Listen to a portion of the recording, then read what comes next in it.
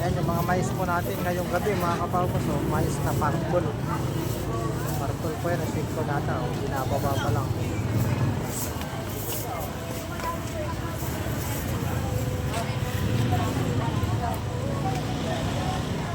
Daming sigang mga kapalmos. So, sigang po yan. 45-40 po ang asking price ng sigang po natin. Sibuyas. Oh. Puso, talong. Yan, namimili po si madam ng kanyang talong. Sitaw, oh. Maganda yung mga sitaw. Ganda ng presyo ng sitaw po natin ngayon, mga ka-farmers. Prune ang gulay po natin, dami. Ay, ito ang gulay po natin ngayong gabi. Shoutout po, Luzon, Visayas, Mindanao. Ito naman po yung mga update po natin ng mga gulay po natin ngayong gabi po.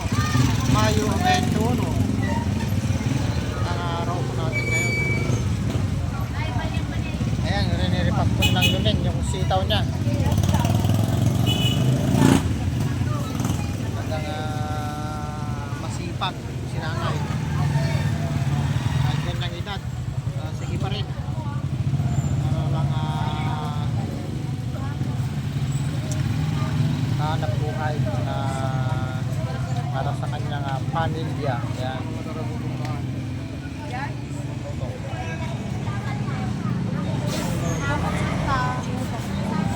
Natanong po sila madam yung sitaw.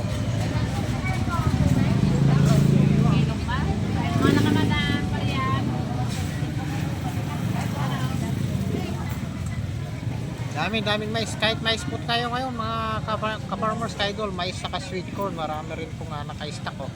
Hindi pa po na ipaubos. Ayan, okra. Tumatawad ang asking price si madam ng kanyang okra.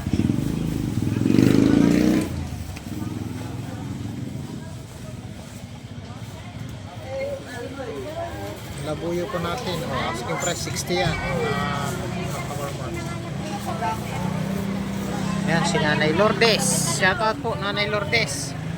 Nakakilala po sa kanya. Shoutout po. Dito po namimili si Nanay Lourdes ng kanyang mga gulay na paninda.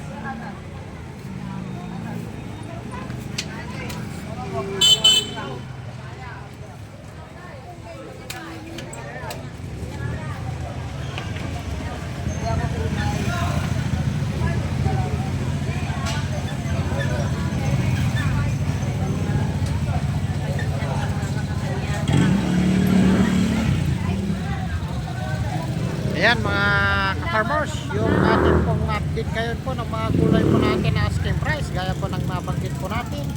Sitaw po natin 75. Yung alabuyo po ay 60. Sigang po natin 45. Okra po ay 50. Depende po yung klase mga ka-farmers. At yan po yung asking price po natin ngayong gabi, Mayo 21 mga ka-farmers.